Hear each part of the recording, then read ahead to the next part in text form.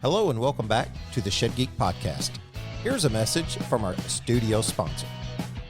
Let's be real. Running a shed business today isn't just about building great sheds. The industry is changing fast. We're all feeling the squeeze, competing for fewer buyers while expectations keep climbing. And yet, I hear from many of you that you are still juggling spreadsheets, clunky software, or disconnected systems. You're spending more time managing chaos than actually growing your business. That's why I want to talk to you about our studio sponsor, ShedPro. If you're not already using them, I really think you should check them out. ShedPro combines your 3D configurator, point of sale, RTO contracts, inventory, deliveries, and dealer tools all in one platform. They even integrate cleanly into our Shed Geek marketing solutions. From website lead to final delivery, you can quote, contract, collect payment, and schedule delivery in one clean workflow. No more double entries, no more back and forth chaos. Quoting is faster, orders are cleaner. And instead of chasing down paperwork, you're actually running your business. And if you mention Shed Geek, you'll get 25% off all setup fees. Check it out at shedpro.co/ShedGeek. Thank you, ShedPro, for being our studio sponsor, and honestly, for building something that helps the industry. Welcome back to another episode of the Shed Geek Podcast. I am here on a overcast and really quite chilly. Went ahead and put the jacket on here today for the drive in and the drive out. From Metropolis, Illinois, of course, Shed Quarters. You know that. Today I am joined by just a really great entrepreneur, a person whose heart is in his organization and is really trying to make a difference. I'm so excited for this episode. We've been trying to get together for a couple weeks, and I just want to know everything about what he does. But before we get into that, a few ways to stay plugged in with the Shed Geek Podcast and the Shed Geek Network. Of course, you can always give us a call, 618-309-3648.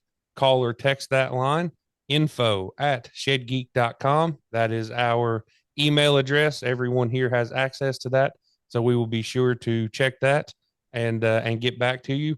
Our Facebook page, of course, and then the industry Facebook pages, Shed Sales Professionals in particular, but the manufacturers page, the haulers page. We really encourage everyone to participate within those industry groups. So much knowledge passes back and forth, so much helpfulness happens within the industry. And of course, we're always so thankful for all of you out there for that. Also want to just touch on our partners over at Pittsburgh Paints. They have now come out with their True Industrial and True Shed Max shed program. Guys, we all know that the paint is the first impression that a customer gets from the sheds that are on your lot. But we also know, being in the industry and being builders and manufacturers, those of you out there listening who do that, you know that there's way more to it than just the paints themselves. We know that Pittsburgh Paints can produce a high quality paint, high quality coatings, high quality urethanes. We know all of that. But the True Industrial line of products and the True Shed Max shed program, guys, this is top to bottom. This is service. This is the product itself. It is all of the ancillary products that are in that space. Carter and Jamie, we love those guys. Of course, you can go back and revisit the episode that we did with them where Carter talks a little bit about barbecuing kangaroos. So definitely go and check that out. But this is a program. It is meant to be local so that when you have questions, when you need training, they are right down the road and they can get to you and provide that service. Their aim is to provide absolute top-notch service along with their top-notch products. So go and check those guys out. Of course, you can always give us a call and we will be happy to connect you. Having said all of that, I would like to introduce my guest today, Mr. Jason Christensen of Sleep Trailer LLC. I'm sorry, I've said shed so many times in a row, Jason. All right. Sleep Trailer LLC, a really, really great organization, company out on the West Coast that is tackling, well, you know what, Jason, instead of trying to describe it for you, I'll just pass it over to you and tell me about yourself. Tell me about your company, and I can only presume that there is a heartfelt mission behind what you've got going on.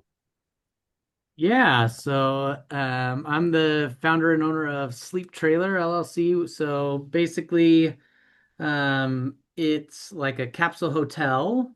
If you've ever seen those in Japan, which is basically just a small pod that people can sleep in, get out of the elements, lock their stuff up at night.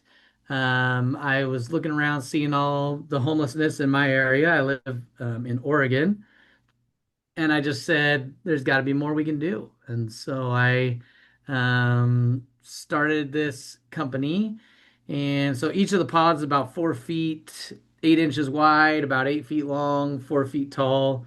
So plenty of room to sit up and still have some space above your head.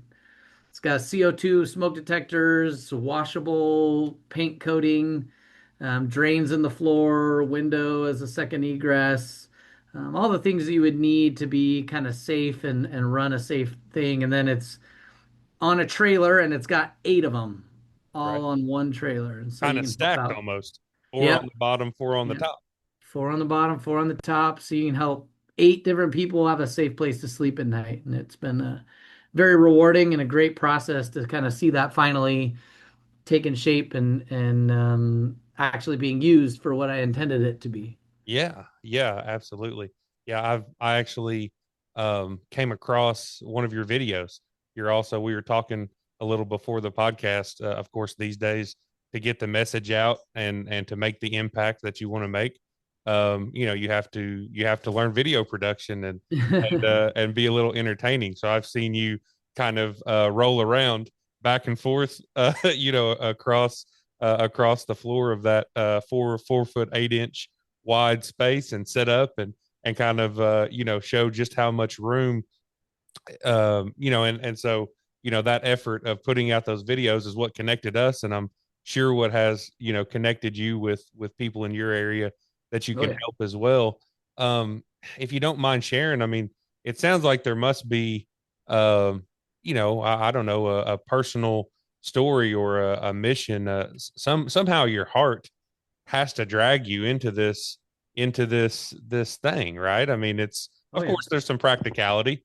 The Japanese do it, and you think, okay, but what was going on, maybe in your life or in your community that really like pulled at you to do something like that? So for me, I was just on my way to work. So right now, I'm the executive director of a nonprofit here in Oregon that works with people with intellectual and developmental disabilities. At the time, I was just the associate director and did behavior supports, which means I write and create behavior support plans. So working with somebody that's engaging in some kind of behavior that isn't really safe or isn't appropriate, I help create a plan to break that cycle and to add in more appropriate behaviors. Right. And so I was on my way to work and I saw a gentleman sleeping under a business overhang just on the concrete. And I live in Oregon. It's rainy, it's gloomy. I mean, you can see out the back here. Um, Beautiful, Right. but always almost 90% of the year is overcast and kind of gloomy looking. It doesn't rain as much as people pretend it rains, but it's often overcast and depressing. But this day it was raining, and I just was really mad, and I was just went, why isn't somebody doing something about this? Yeah. These are people in my community. These aren't like some random people in the news. These are, people in my neighborhoods. And in that moment, God kind of punched me in the gut and just said, hey, you're somebody. That's right. Why aren't you doing something about this? When God gets after you, And boy, it's it's a yeah, hard thing to shake, isn't it, Jason? it it was, and it would not leave me alone. So like I am just trying to do my regular work life stuff, and just this like thing this just keeps like pounding you and hitting you. And so I was like, okay, okay, fine. I understand. Right. And so I had to start thinking about like, okay, what would I do, right? What do I see as the issue? What do I see as like, how do you break that type of behavior pattern? Because most things are, we go to what's the most comfortable behavior pattern for us. Yeah. And And that's your so, specialty, right? That's yeah, your specialty is kind of delving into what is the psychology or what are the steps. How do you truly help? I think that there's right. there's some cynicism in the world, probably always, but it seems like particularly right now, about homelessness or drug use or all the things there that are associated.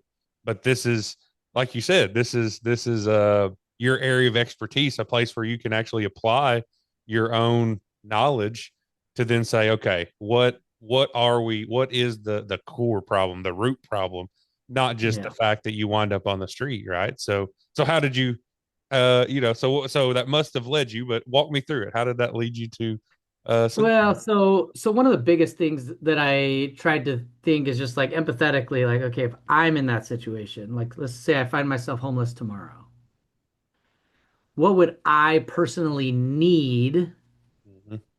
help with? And then what could I do on my own? And for me, it came down to the big areas are safety and security. Yep. Things everyone Because needs, right? yeah, if you have a safe place and you don't have to worry about where you're going to sleep tonight, you can then from there start thinking about, okay, how do I get a better place to sleep? Or how do I get a better job or a better situation or develop this relationship or do all, but it all starts with safety and security. A lot of people have a lot of different stereotypes when it comes to people that are homeless. And one of the big ones is like it's all mental health, it's all drug use. Yep. You would be shocked, one, at the number of people that are homeless that have never used drugs, Right. but also the number of people that are using drugs that started using drugs after they became homeless, not Yeah. before. Because of where you wind up, right? It's Yeah, I mean, yeah. you're out on the street, and when most people that are experiencing homelessness, they're thinking in like 6 hour increments. Yeah. So they're not thinking about like, how do I, live the best life and get out of this situation? It's how do I survive the next 6 hours? Hmm. And so if you're living in that like 6 hour increments, and you are miserable, you're hating every minute of your life, and somebody comes along and is like, hey, look, this will at least take the edge off. Yeah. People are going to take that, right? Because it's better to feel good for a few hours than just to constantly be in this state of misery. Yep. Right now, logically, that doesn't make sense and is not going to lead to success. But in that moment, people aren't thinking logically and clearly. So you take that, and then you also take the fact of mental health, right? What is the number one thing that helps people's mental health? Safety, security, right? The no Safety, the security, and sleep. oh gosh, yeah, right. Like, Right. how many times have you had a rough night where you did not get a lot of sleep? A You lot. wake, And my you, wife would tell you my mental health the next morning is not good. yeah, you're more ornery. You're going to say things you wouldn't normally say. You're going to do things you wouldn't normally do, all because you haven't had a good night's sleep. Yep. Right now, compound that over months of Yep. not sleeping. Right. And so, like, I, I have this question that I just ask myself, like, what if it is that easy? Yeah. What if it What is if safety, safety and security? sleep Yeah. and security is enough to change the dial for hundreds of people? Yeah. Like it's such a simple concept, but it could literally change the world for so many people if they just knew, like, hey, I'm good tonight. I got a safe place. My stuff's not going to be stolen. I can leave and go to work and come back, and I don't have to worry about my stuff being stolen. So like I can actually start looking at taking next steps, right? Because a lot of people get trapped in the homeless encampment because they can't leave because that shady neighbor down the street will see that they left, come in and take all their most precious things. Right. Or they have to carry all their most precious things with them everywhere they go for the entire day. A state of desperation all the time. Right. Yeah. Ready to take your rent to own to the next level? RTO Smart is the all-in-one web-based platform built to simplify and streamline your entire rent-to-own operation. Designed by experts who know the rent-to-own industry inside and out, RTO Smart brings contracts, payments, customer accounts, reporting, and more into one centralized system, so your entire rent-to-own workflow can finally live under one roof. Whether you're a rent-to-own company replacing outdated software or a manufacturer managing your rent-to-own program in-house, you'll gain the control, visibility, and efficiency you need to take your operations to the next level. And when you need support, you'll work with the same knowledgeable people every time. Experts who know the industry inside and out and who know how you operate. Upgrade the way you manage rent-to-own. Visit rtosmart.com to book a live demo today. Hey Shed Geek listeners, I'm Joe Ignis, owner of Velocity 360. At Velocity, we know the frustration of spending thousands on ads with no visibility on what's actually converting. Most leads simply get lost or never called. Ask yourself, does your team respond to every lead within 60 seconds? If they're unresponsive, do they follow up at least 14 times?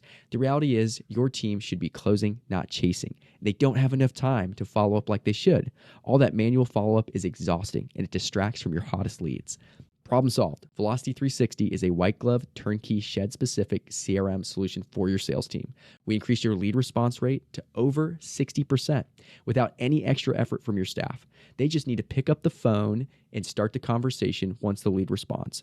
We give you total visibility. You'll see your conversion rates, average sales price, and exactly which ads generate the most revenue and more. No more flying blind. We speak Shed. It's all we do. With 100% American-based support, we build a system for you. We don't just show you how it works. We build it how you want it to work. Stop leaving revenue on the table. Call us at 865-672-8175 or visit velocity360crm.com/sheds to book your call today.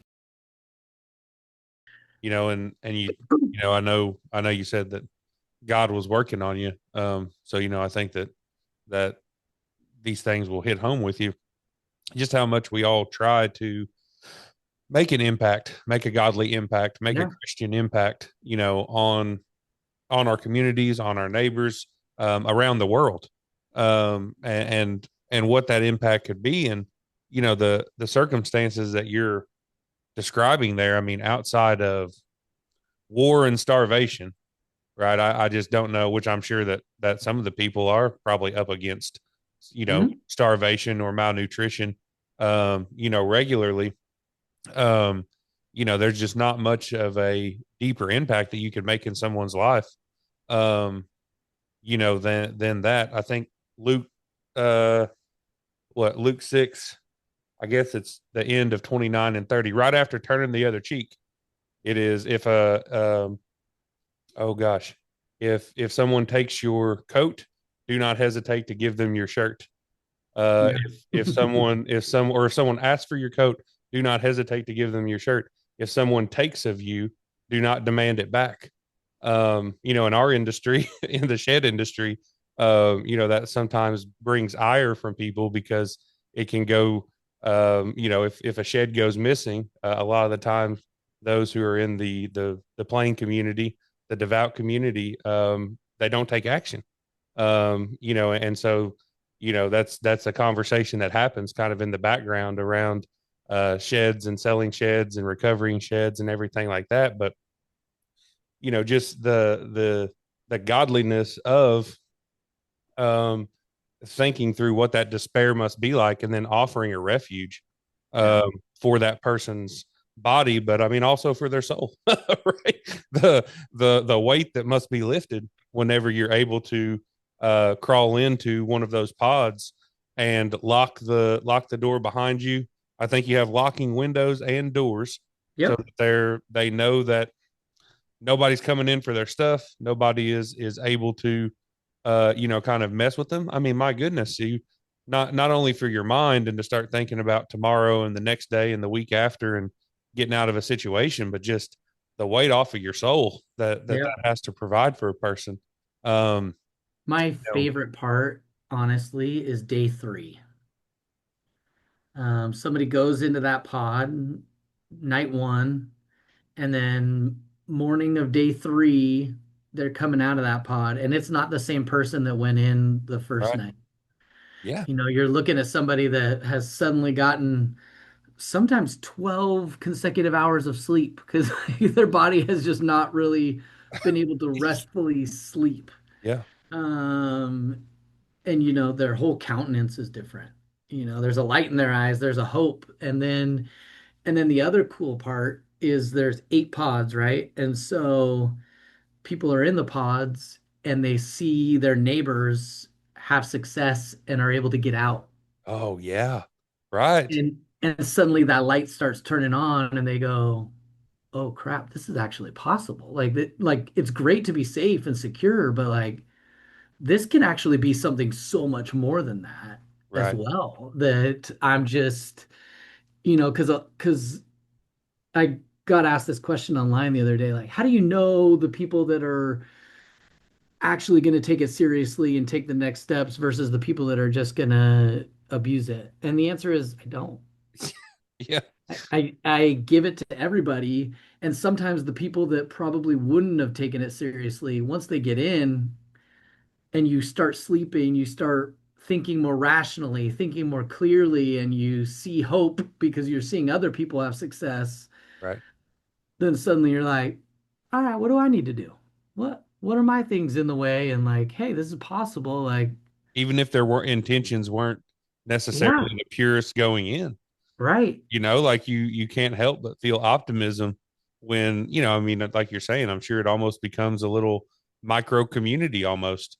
Oh Right. yeah. They look Um, out after each other. They love each other. They're great. The people that come and use it are so awesome, and they just kind of create a tight-knit little family, for that period of time. And they're so happy for others when they have success, and they're cheering other people on, and they're looking out for each other too, like they'll look after each other's stuff, yeah. sometimes because like, hey, I'm gonna go run to the convenience store and get a drink or get some food. Like, all right, I'll watch your pod, make sure Yeah. nothing happens No to funny it. business. Yeah. Yeah, and Just like you your know, neighbors do, right? Hey, yep, we're going to be out of town for, we're going to be out of town for a couple days, right? Just keep an eye on things. yeah, I mean, that's a sense of community that, maybe they haven't, for some people, gosh, maybe you haven't had it in your life, haven't ever had, um, yeah. and for others, maybe haven't had it in a long time. I know you had done a video, and of course, we're doing all the good stuff, talking about all the good side. So I don't want to bring that down, but I do think it's worth touching on. I just saw where you'd kind of done something where you hate whenever you're trying to do the right thing and you're trying to help people, and that you had got some kind of pushback or some on that side of it. I mean, if you don't mind, and you don't have to dig into it too awful deep. I'm sure it's not great to think about sometimes when you're trying to stay the course, but you know how do people push back against this? Is it like what's the, I mean, is it hateful? Is it concerned? Is it lashing out at you for what? Let me ask you this. You have homeless in your area. Yeah, Um, when people speak of the homeless, is it ever just a neutral thing, or is it either very much opposed or very much empathetic? that's the two extremes. You're exactly right. That's I mean, and I'd actually worked at a local business here in Metropolis, and similar to what you had described, there was a couple, a man and a woman. They weren't sleeping underneath an overhang, Hmm. but we had like one of those, oh, I don't know, outdoor kind of walkway. So it was a full Gotcha. sidewalk that was covered.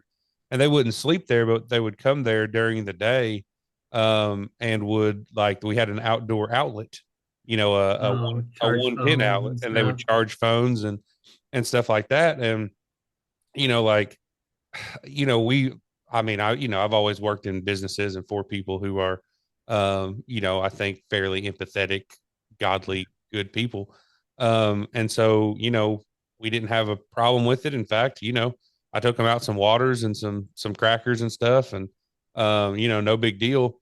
But then they started having like domestic disputes Mm. outside our window with customers there. And so anyway, but Yep. I feel like we kind of went from being like empathetic to probably being almost neutral to being like, we don't, but it's Feeling exactly what burned. you're saying. Yeah, people You get know, burned out. it's exactly what And you're so saying. like Yeah. we call them like in when you're we call them NIMBYs, right? Which is an acronym, stands for not in my backyard. Yeah. Right. Because We want to help, just not here. everybody wants a solution, but nobody wants a solution near Right. them. Right. And so that's always the biggest thing, right? Is like, like, oh, hey, this is a really great idea, but you shouldn't do it here. You should do it, Other side of town. yeah, other side of town in somebody else's neighborhood or whatever, And so one of the beauties of it being a mobile option is it's not a permanent Right. structure. And so we can say, hey, we're going to try it for 3 months. If it works, great. If it doesn't, look, we can haul it off. It doesn't have to stay here. Like Yeah. it's not stuck. You're not committing to it for the rest of your life. You're So this committing to is it for 3 months. Try it out. You'll see, and it either works or it doesn't. right. And then we move on. And so that has been a big blessing. The hardest part is just the stereotypes that people they have, right? Every time we're one of the comments I get all the time is like, give it 1 week, that place will be a whole dumpster by the end of the week, and blah blah blah blah blah blah blah. And it's Yeah. like, okay, that may be true if it was just like, hey, go ahead and camp there all you want, right? Right. But having a managed site Yes. is different than just permitted camping free for all, Yeah. Right. right? Permitted camping free for all, I have yet to see it be successful long term. Yeah. It can always start out successful for, even 6 months sometimes. Yeah. But you And start getting some people in there that start turning things up and making it a really bad situation and then dangerous. it's self-governed Yeah. by only the people who are in the desperate circumstance. And like, there's always, I mean, desperate people do desperate things. Yep. And, whenever that's what's going on, it's always going to turn, no matter how good and fruitful it is Or to how begin. good the intentions were. Yeah, right. Yeah. So walk me through. This was one thing I was very curious about. So if you are walk me through what what we would call in the shed industry as the customer experience, like Mhm. the sleeper experience, the customer Yeah. experience. Like, walk me through how they, from the moment they realize, like, I don't want to sleep under this overhang or on this concrete, there's a better option. Yeah. And like, how are they then interacting, and like, what's that look like through the life of their stay there? Digital Shed Builder is an online shed configurator that strives to provide incredible visual quality, fantastic customer service, and an amazingly low price point, making it a perfect fit for any shed dealer looking to increase their online sales. Digital Shed Builder is simple to use, taking less than 5 minutes to integrate on your site. The Get a Quote feature streamlines your sales process, showing you exactly what your potential customers need. They offer a highly customizable experience that accurately represents your brand and unique shed offerings, working with you directly to set up everything you need in a configurator. With no extra startup cost, no lengthy contracts or commitments, and no hidden fees, Digital Shed Builder has been created with quality, simplicity, and affordability in mind. This episode is brought to you by ShedSuite, the complete shed business management software. From inventory and quoting to e-commerce and delivery scheduling, ShedSuite keeps your whole operation running smoothly. Today, leading shed businesses are focusing on digital marketing and building their online presence because that's where the customers are. That's why ShedSuite now offers full-service marketing. Everything from ads, social media, and SEO to stunning websites, branding, video, and even photography. The best part? Your website pulls straight from your ShedSuite inventory. Update it once in ShedSuite and it's live. No more managing two systems like with WordPress or WooCommerce. Ready to grow? Go to ShedSuiteServices.com to learn more and schedule a call. Let's grow together. So it starts out with every day we have check-in at the pods. It's 4 p.m. to 5 p.m. Mm-hmm. They come in, they say, "Hey, I'd really love to have a place to sleep tonight if there's one available." We have staff there at that time. They will do an intake form, kind of get the person's name, their information, and like, what's in your way? Like, why are you living on the street right now? Right? Is it you don't have your social security income? Did you lose your identification? Are you on a housing list, but nothing's come up yet? Is it drug use and substance use related? I need a job, I need employment? Like, what are your specific barriers that are standing in your way? Mm-hmm. And they get all that information. You say, all right, you get pod number 4 tonight. That person checks in, uses that pod. Now, at the pod, we don't do staffing there all night. We do have security cameras. We do have police that will patrol because it's in a very public place. And so anything that's going on, somebody will make a report Right. and things will get taken care of, right?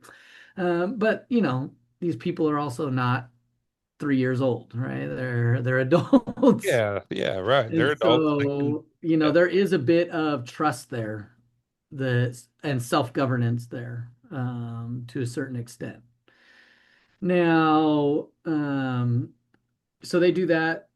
They wake up in the morning, they get out of the pod, and we give them a broom and everything to kind of sweep out and clean out their pod that they used. And they have like drains in them as well too, Yep. right? Like Yep.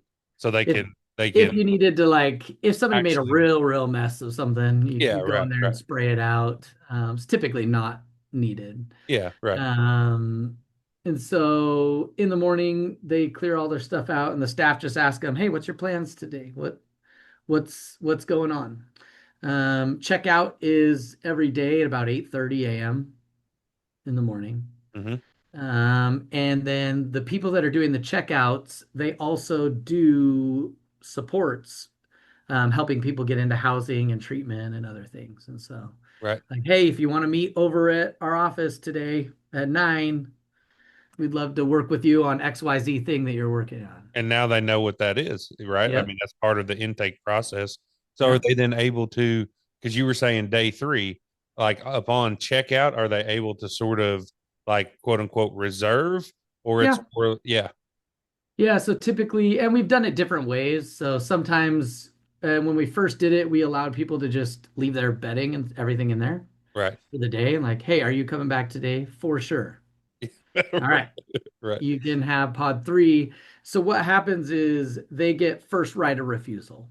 Right. So that means 4 p.m. rolls around. If they got to be there within the first like 20, 30 minutes, Sure. and then they get their pod back. And then if not, then it goes to first come, first serve basis of whoever else showed up there. Right. Right. And so that's kind of how we have set it up. Lately, they've been doing it similar to that, except they are making people clean out the pod every single day, and that has worked fine as well, for a lot of people. There's some people that bring a lot of stuff, as you can imagine. Well, yeah, they're carrying it with them. Yeah. It's kind of all their They don't want thing. to lose anything, and so they Yeah, bring everything. it's what's important to them. And there's actually we had kind of spoken, and there's a very obvious overlap with the expertise of the listeners of this podcast, because they're people who build structures. So Right. I mean, just the actual building out of a concept like that would be a breeze. Yeah. Of course, you need some of the particular components, the little pop-up drains and the doors and everything, but it would be a breeze for the builders. But I think something that may actually I didn't think of whenever we had first spoken is just how beneficial this actually would be to some of the shed lots who struggle to keep their display units from turning into temporary Yeah. overnight, and of course for them, just like the example of where I had worked before, it's like you want to be empathetic to people and you want to be Right. godly to people, but we also have to be able to run a business and have customers.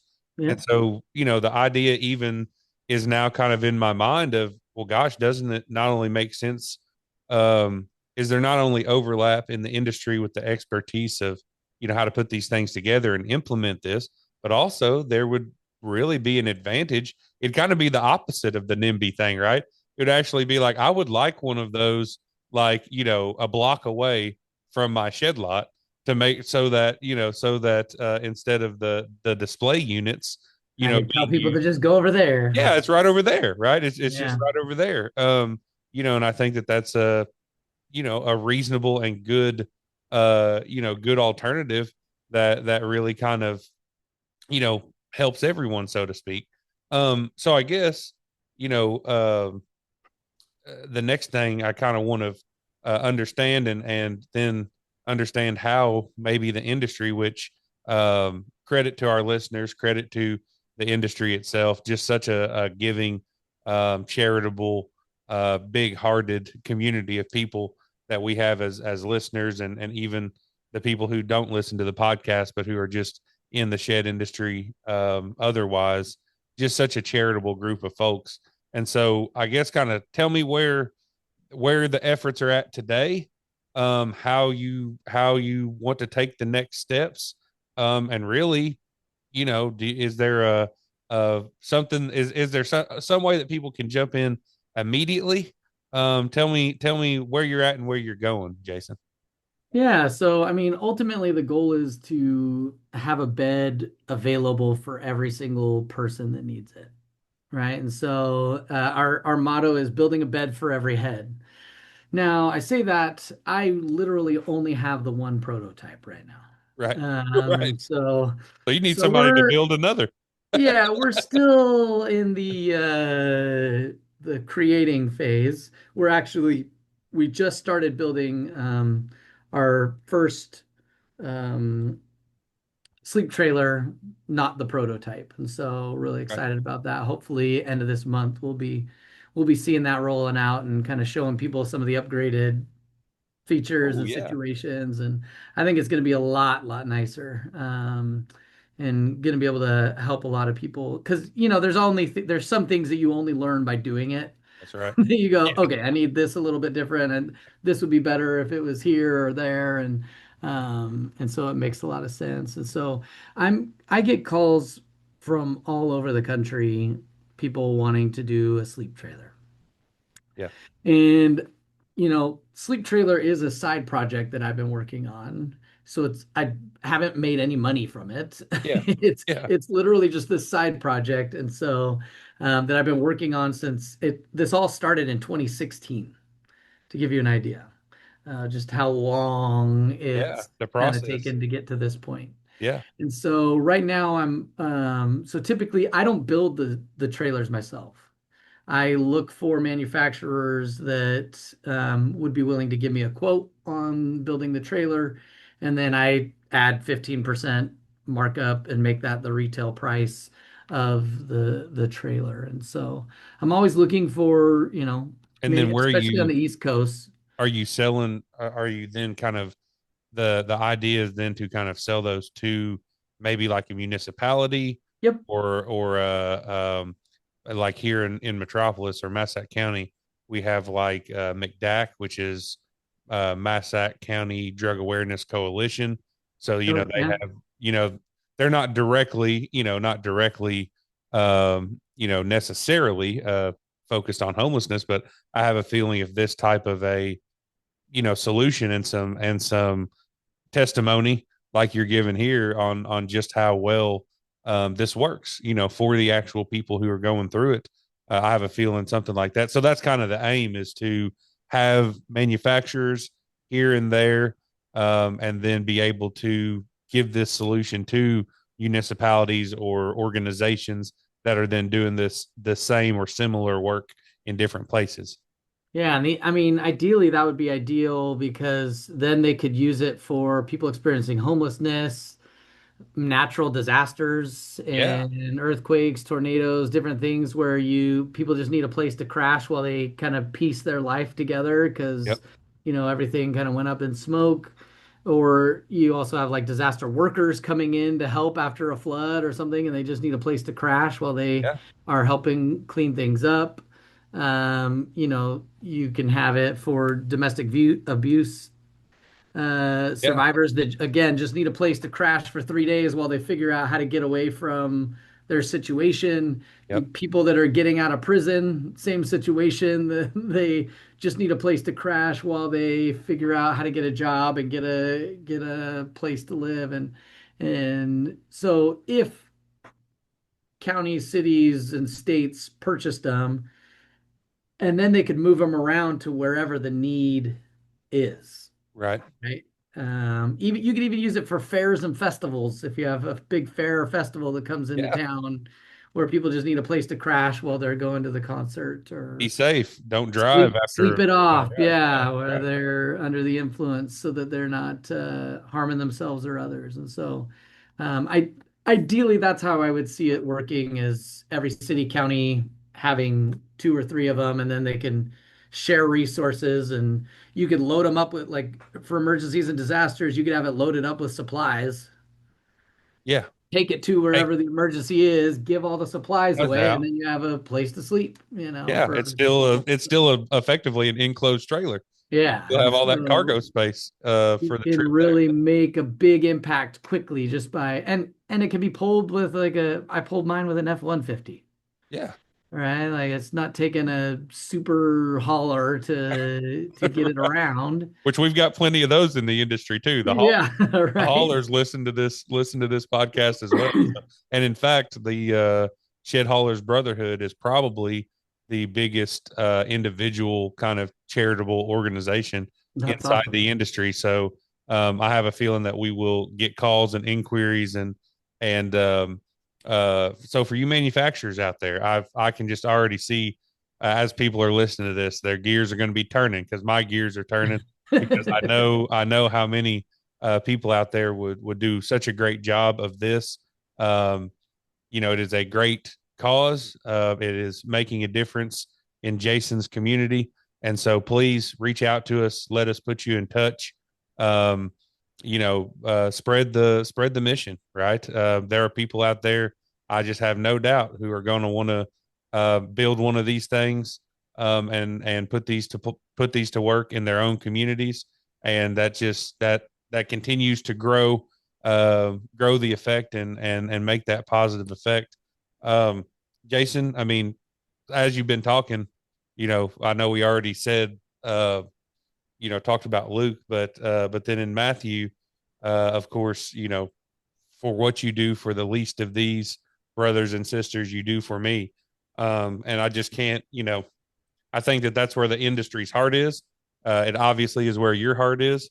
And so, any kind of closing thoughts, any way that we can, what's the best way? Maybe this, give us your email address or your website, let people go directly. And of course, we here at Shed Geek are always happy to be the connectors on that stuff as well. Yeah, yeah. My email is just jason@sleeptrailer.com. Nice and simple. And then on social media, Facebook, TikTok, Instagram, Sleep Trailer LLC. is kind of the handle there. So, and then the website is sleeptrailer.com. So it's just if you can remember Sleep Trailer, then You'll you're find it. golden. You'll find it. That's right. That's right. Especially lately, because it's been having a lot of like different kind of things blowing up and people looking at it and talking about it, and it's been really cool to Great see this thing videos. that you've been like, you drew out on a sketch pad 10 years ago, and now here you are getting invited on podcasts across the country to talk about it. Like, what is this life? I don't know. Well, we are so happy to have you. And for those of you listening, go and check out sleeptrailer.com.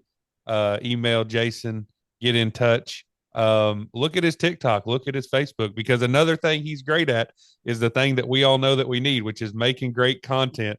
And he is killing it at that. He is entertaining while also doing good work. And that, I think, is what we all want to do. So, Jason, thank you so much for being my guest today. And I'd really like to have you on. Hopefully we can make some connections, and Yeah. maybe in another, year or 6 months or whatever that is, we can come on and touch base, and hopefully we've helped to move this thing forward. So thank you for being my guest today, Jason. Hey, I appreciate you fighting with me to make it work, because it was a scheduling nightmare Oh, for a while with all the sicknesses and no, not flu at going all. around in my family. So Not at all. Is a pleasure, and look forward to doing it, and appreciate you for being on. Thank you to you. Thank you to the listeners, and we will see you next time on another episode of the Shed Geek Podcast. Thanks again, Shed Pro, for being the Shed Geeks studio sponsor. If you need any more information about Shed Pro or about Shed Geek, just reach out. You can reach us by email at info@shedgeek.com, or just go to our website, www.shedgeek.com, and submit a form with your information, and we'll be in contact right away. Thank you again for listening, as always, to today's episode of the Shed Geek Podcast. Thank you, and have a blessed day.